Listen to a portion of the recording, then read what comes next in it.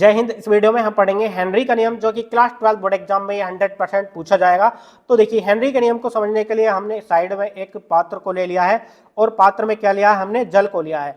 तो देखिए, जल में हम जो है ऊपर से ऑक्सीजन गैस को प्रवाहित कर रहे हैं, यानी कि ऑक्सीजन गैस को जल में घोलने की कोशिश कर रहे हैं। ठीक है, तो देखिए ऑक्सीजन गैस जो है जल में इतने आसानी से तो घुलेगी नहीं, यानी कि हम जो है ऑक्सीजन गैस को जल में घोलने के लिए ऊपर से कोई प्रेशर लगा रहे हैं, यानी कि दाब लगा रहे हैं। ठीक है, तो देखिए हेनरी का नियम क्या कहता है, यानी कि जो इसका टेम्परेचर होगा ना वो स्थिर होगा, यानी कि कांस्टेंट होगा, ना ज्यादा होगा ना कम होगा। यानी कि ऑक्सीजन गैस की जो द्रव्य विलेयता होगी वो ऊपर से लगाए गए दाब के समानुपाती होगी। ठीक है, तो देखिए हेनरी का नियम यही कहता है कि इस नियम के अनुसार स्थिर ताप पर, यानी कि टेम्परेचर क्या होगा, कांस्टेंट होगा, स्थिर ताप पर किसी गैस की द्रव्य विलेयता, यानी कि जो ऑक्सीजन गैस को द्रव में घोल लेना, यानी कि किसी गैस की द्रव्य विलेयता दाब के समानुपाती होती है। यानी कि यहां पर हमने लिखा है कि स्थिर ताप पर किसी गैस की द्रव्य में जो विलेयता होगी वो दाब के समानुपाती होगी।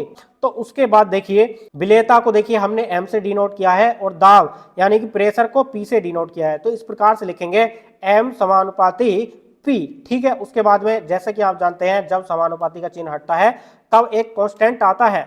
तो देखिए हेनरी जो साइंटिस्ट है, हेनरी साइंटिस्ट ने अपने ही नाम पर H for Henry, Henry constant दिया, यानी कि इस प्रकार से जब यहां से समानुपाती का चिन्ह हटेगा तो इस प्रकार से एक कांस्टेंट के एच आ जाएगा। एक के एच जो है ना, एच सफिक्स में, यानी कि के बिल्कुल जस्ट नीचे बहुत छोटा सा है। ठीक है, यानी कि m इक्वल टू के एच इंटू पी।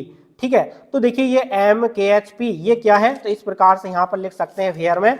तो यहाँ पर आप देख सकते हैं जहां m घुली हुई गैस की सांद्रता, यानी कि जो ऑक्सीजन गैस इस लिक्विड में घुल रहे हैं ना वो जो है इसकी सांद्रता कितना गाढ़ा हो गया है वो लिक्विड। ठीक है, तो उसके बाद KH क्या, गैस का हेनरी नियतांक, जो हेनरी साइंटिस्ट ने दिया वो हेनरी नियतांक है, क्या है, गैस का है वो।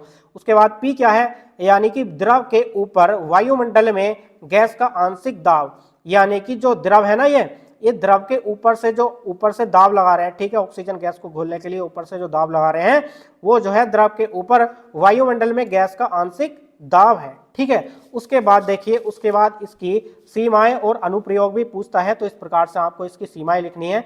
तो देखिए इसमें विलय की मात्रा कम होनी चाहिए। ठीक है, जो इसमें विलय की जो मात्रा है ना, जो विलयन होता है वो विलय और विलायक से मिलकर बना होता है। ठीक है, तो विलय की जो मात्रा होती है वो जो है इसमें कम होनी चाहिए, यानी कि ऑक्सीजन की मात्रा कम होनी चाहिए जल की अपेक्षा।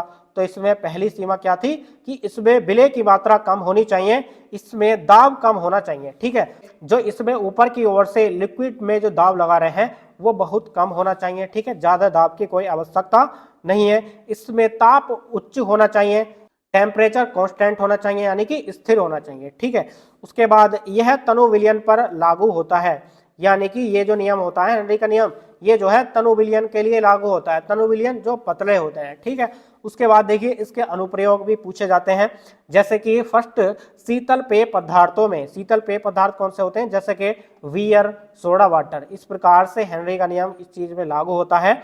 उसके बाद गहरी समुद्र गोताखोरी में, जो गहरी समुद्र गोताखोरी में इसका यूज किया जाता है। ठीक है, इस नियम का। उसके बाद देखिए थर्ड है पर्वतरोही फेफड़ों की क्रिया विधि में। इस प्रकार से आपको लिखना है।